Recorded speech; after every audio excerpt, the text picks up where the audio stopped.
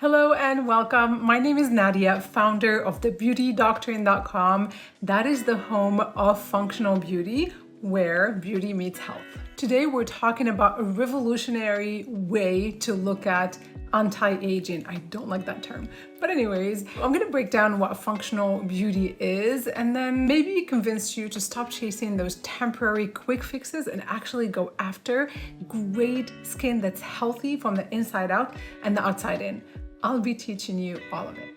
And if you're wondering who this person is, well, I've been in the beauty industry for 27 years now, double certified in skincare, and I used to help manage a lot of global brands, so I have the inside scoop. But the problem is, a lot of skincare is actually not going to help your skin in the way that you hope. A lot of it is packed with carcinogens, hormone disruptors, irritants more than everything. Even natural and clean products can have a lot of irritated ingredients, and that is why I decided to quit my senior role at a global company and dedicate myself to guiding consumers to healthier lifestyles that lead to better skin. If you haven't noticed, our culture is obsessed with youth. A lot of people are just going straight for Botox and fillers, thinking that that is the solution to good skin, but those don't affect the skin in any way. One of them just paralyzes the muscle and the other one inflates the skin. You're still not working on collagen, on elastin, on actually keeping your mitochondria youthful. So I'm going to explain in this video how we're going to achieve a better functioning mitochondria, more elastic skin, more collagen, more glow, more youth from the inside out and the outside in. What are the pillars? So let's go. So I want you to think of those cosmetic procedures as the band-aid. They just treat the symptom versus the root cause. So here at the Beauty Doctrine, we're going to start learning about the root causes so you can avoid, premature aging in the first place, and then you'll learn tips and tricks on how to reverse a lot of that damage that's already happened.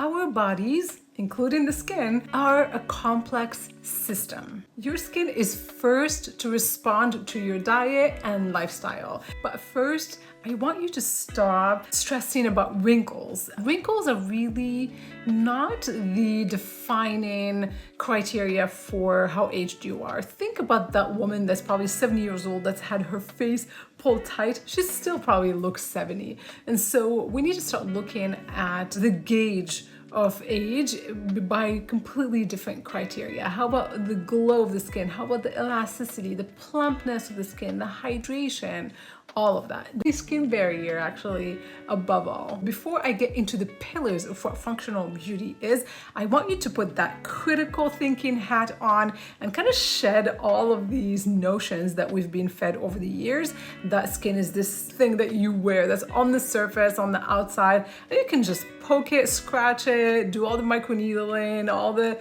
energy devices, and without consequence. So we need to really kind of shed those thoughts.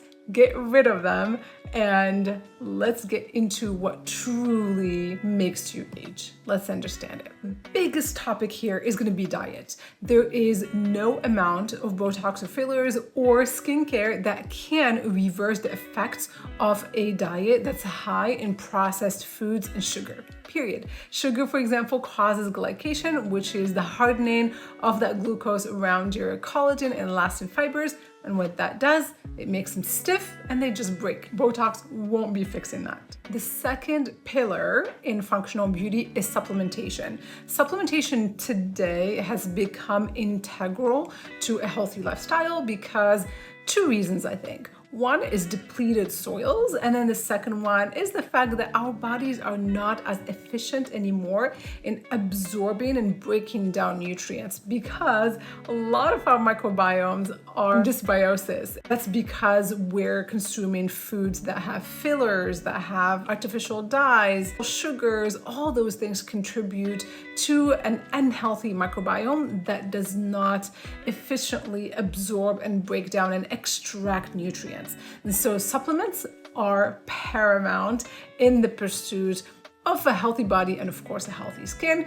For example, if you're not taking magnesium daily and vitamin D, start taking those. We'll talk about many more supplements that are actually going to optimize your health and that of your skin. The third pillar is sleep, and that should have been first. Sleep is so important, you guys. I've struggled with sleep for many, many years, so I've tried everything, and I can tell you, and I'm sure you can as well, those nights where you stay up really late, you wake up, probably really puffy, your skin feels dull, sluggish, all those things, maybe with a breakout. Sleep is going to be huge, and we'll have upcoming podcasts that will delve really deep into how to optimize that sleep. I think I've figured it out, at least for myself. Number 4 is exercise. I've seen this. I live in New York right now. I'm actually planning to move out of here. And you can tell just walking around the streets of New York City, people's skin is different. It's more dull. Sorry, New Yorkers.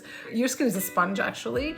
And it absorbs a lot of the toxins, the fumes, the pollution, a lot of those things affect it. And a lot of them actually make it into your bloodstream. Our kidneys and liver have to deal with all that aluminum and all those toxins in the air. And so that means that exercise, that sauna, anything that makes you sweat and detoxify is going to be an integral part of the functional beauty approach. Number 5 is massage and face yoga. Certain moves, not all of them. I've seen a lot of bad ones that really stretch the skin and can contribute to aging and wrinkle formation.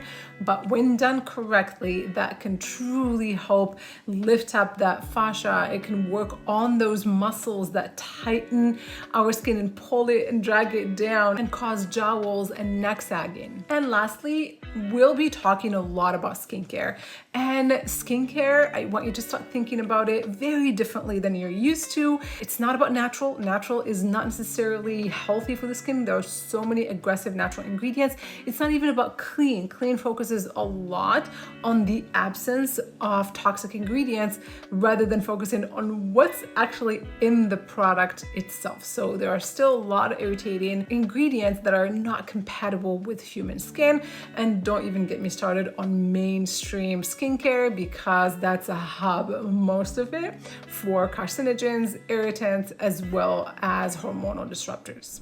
So this is the channel where you're going to be getting a lot of education on functional beauty. If you want to get there much faster, feel free to go to thebeautydoctrine.com and check out some of my courses. I pack them with so much knowledge. Thank you so much for joining me on this podcast, and I'll see you next week. Be well, be safe, be beautiful.